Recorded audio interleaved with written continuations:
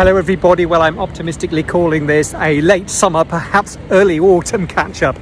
On this channel I share how one long-term adult independent language learner keeps going with different languages, keeps them interesting, fulfilling and meaningful over the long term.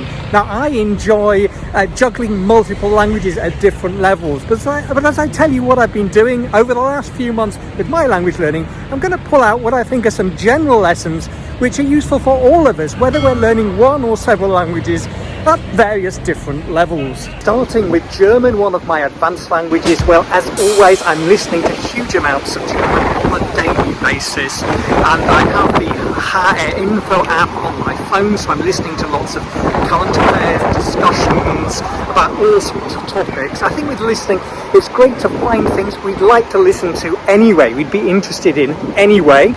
There are many podcasts I follow in German too. One of them is Geschichten aus der Geschichte. I'm someone who's interested in history, and they have had recently a series about the 30 Years' War, which was super interesting. Something I'd really known very little about, disgracefully little about really. So that's been a great thing. But I think listening, it needs to be a central part of all our practice, whatever level we're at with a language. I think it's more important at the beginning than reading skills for the lower levels, but when you're moving to the intermediate, upper intermediate and advanced levels, I think there's nothing more powerful than lots of reading. And I've been doing that in German, so I've been reading not only news sites, I have the Spiegel app on my phone, Der Spiegel, one of the main news and current affairs magazines, but also I've discovered the author Daniel Kehlmann recently, or this year.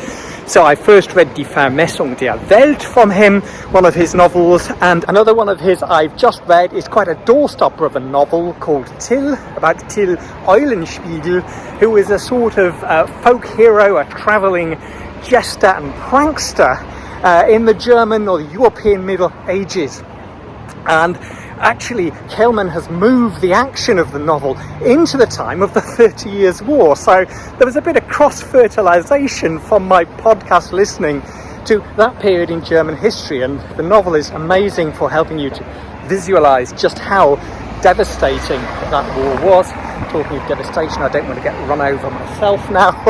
And it's an illustration for me how, building up a web of knowledge and culture in a language really draws us in, helps us to enjoy and understand more, gives everything much more meaning. So if I hadn't been listening to the podcast Geschichte aus der Geschichte, I wouldn't have had as many hooks just in terms of cultural context, let alone the language for the novel to mean quite as much as it did and make quite as much sense as it did.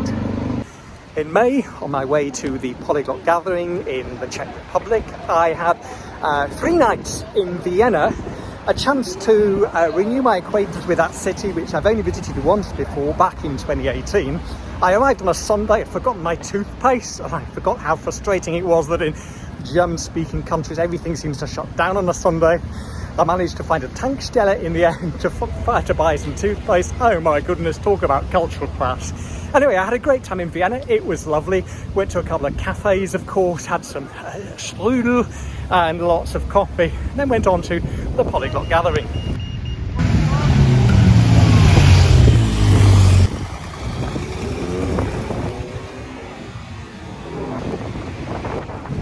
Looks like that was Prince Michael of Kent going by. They closed the road just for barely 30 seconds.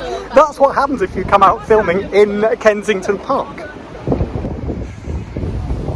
In the middle of summer, one of my long-time German friends from my time in the mid-90s working at Heidelberg University got in touch.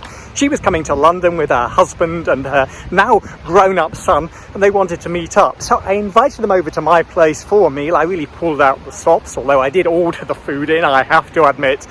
And we had a wonderful time. I last saw them when I was over in Heidelberg in November for my former professor's 80th birthday party. And you might remember, if you're regular on the channel, how important these relationships and friendships are to me that I've built up over the years in my languages. And of course the language becomes purely incidental, and isn't that really what it's what it's all about. On the subject of what language learning's all about, I have a newsletter. It's occasional, but I do try to pack a lot of value in there. It's free. I talk about my own language learning, about methods, materials, language learner events, and so on. You can get it by following the link underneath this video, and you'll also get my free Language Learner Pro mini video course. So, hope to stay in touch. Let's stop by this rather magical golden tree and I'll talk about Russian, another of my advanced languages. Well, I've been doing less reading in Russian really this year, just too many other things going on. It's been in a sort of light maintenance mode with occasional listening again to radio and podcasts and viewing on YouTube. So Ilya Varlamov is one of the current affairs guys, the journalists I like to follow on YouTube. And I also follow Dmitry Nazarov, who is better known as Viktor Barinov, the chef in the kitchen comedy Kuchnia. And he reads, I think, his own poetry. He's now living in exile outside Russia. And the algorithm occasionally feeds up to me his shorts in particular. I guess it's a way that, but you can train the algorithm to work for you if you do keep searching for and viewing material that's interesting to you in your language. You will get other stuff then thrown up for you. Nazarov's YouTube videos caught my attention because I already knew him from the Kuchnia comedy series. Just like listening to the history of the 30 Years' War on the German podcast meant that the novel Till meant more to me. So I guess the quicker and the more we can build up a cultural web and see connections in our language, the more fun, the more rewarding consuming material, whether it's reading, listening or watching or visiting in the language, is going to be. So don't hold back. Find out what interests you, find what interests you and really throw yourself into it. And then you'll see all sorts of connections springing up. That's what's happened to me anyway. Last year I met up with one of my old Russian friends from my time in Moscow. I lived in Moscow between 04 and 09 in Krakow. He's married to a Pole. Well, they came to stay with me for a week in the early summer here in London. They visited me here once before, a few years ago, so it was nice to play host to them again. And we did one or two things together. Most of the time I was working, so I left them to it, but it was really wonderful to have a week eating with them in the evening, as I say, going out and about, showing bits of London to them myself, and of course speaking Russian all the time.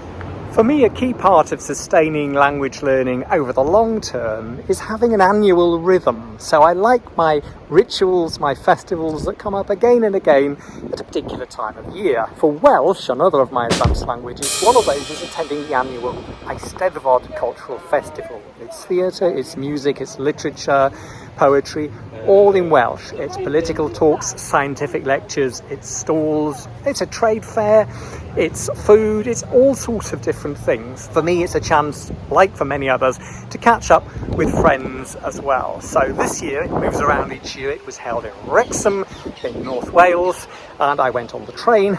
On the way up, I was reading some chapters from John Davies's Hanes Cymru, one of the most important histories of Wales, all encompassing. I've had it on my shelf for many years. I've read bits of it in the past, but I must admit I haven't read it all yet, so I really got stuck in on the train journey. I actually knew John Davies a bit because I was a historian teaching Russian and Central Eastern European history through the medium of Welsh at Aberystwyth University in the late 90s up to 2000, and he passed away, must have been about 10 years ago now. Somebody else, another historian who's recently left us, unfortunately, is Geraint H. Jenkins, the leading historian of 18th century Wales, and there was a memorial tribute talk to him with very, very entertaining and heartfelt presentations from speakers. I also knew Jenkins a bit because he interviewed me for a job I failed to get, and then a few years later I actually interviewed him in Welsh about a book that he'd just published for Barn, one of the Welsh language magazines. I've been a fluent Welsh speaker for what must be 30 years plus now, so it's very much a part of my life and the relationships and the interests and the enrichment that's come from it. But it doesn't mean there aren't sometimes new things to try out in that language. And one of the things I did for the first time on the fringe of the National Eisteddfod was to attend some stand-up comedy in Welsh. It was great.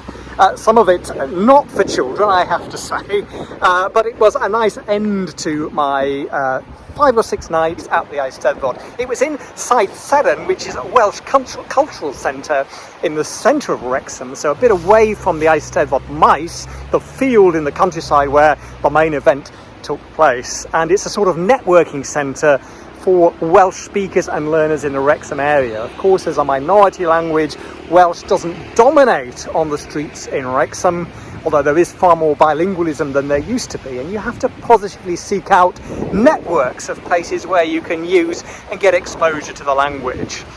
That's a feature, I think, of learning a lesser used language. But in a way, we all have to do that, particularly if we're English mother tongue speakers in countries or learning languages where English is widely known. We have to make the extra effort to plug ourselves into circumstances when we can use the language, the networks. You know, we've got to put ourselves in harm's way. Talking of the rhythm of the year and annual rituals, one of mine here in London is to come to Kensington Park, to the Serpentine Gallery, the building behind me there, to see the annual Summer Pavilion, which is a temporary structure built by a different, or designed by a different architect each year, and it's only here really during the summer. This year it's by Marina Tabathum, and it's called a capsule in time. There's actually a live tree in the middle there. It's a particularly, I think, atmospheric one. The way the sun comes through the different panes here, the sort of capsule, obviously the capsule shape. There's always a cafe in here, so I've got myself a cup of tea. Second attempt, a wasp landed in the first cup, so they very kindly made me a new one. Networks are really important in my Basque learning too. That's my main intermediate language at the moment. I'm in the London Basque Society, and they've had 2 meals so far this year, one at the end of May, in the middle of May, and one for Diaspora Day, just happened just recently, so it was lovely to go there, speak some my sort of ropey intermediate Basque, have some good food and catch up with people. I've been a member now there for 14 years. I'm probably one of the oldest members there. Actually, many of them are people from the Basque Country who are just spending a few years in London, and so they really know me. I was very nervous to go the first time, of course, way back then, but now I'm sort of, I suppose, part of the furniture, which is quite nice. And that's a way to keep it going, even if developing it actively further is not a priority for me at the moment. I'm just having occasional one-to-one sessions on italki, my language tutor platform of choice. A fellow long-standing learner member of the Basque Society is the playwright Timberlake Wertenbacher, who has Basque origins and has been learning like me for many years. She's actually written a play called Little Brother, adapted from a book which got a lot of attention in Basque, tracing the story of a migrant from Africa into Spain, ending up in the French Basque country. And there was a panel discussion with the Basque poet who had written the original Basque story with Timberlake, put on by the Basque Society in the British Library in May. And just before I went on my annual work trip to Southeast Asia in mid-June, I was able to see the play actually on the Jermyn Street Theatre in the centre of London.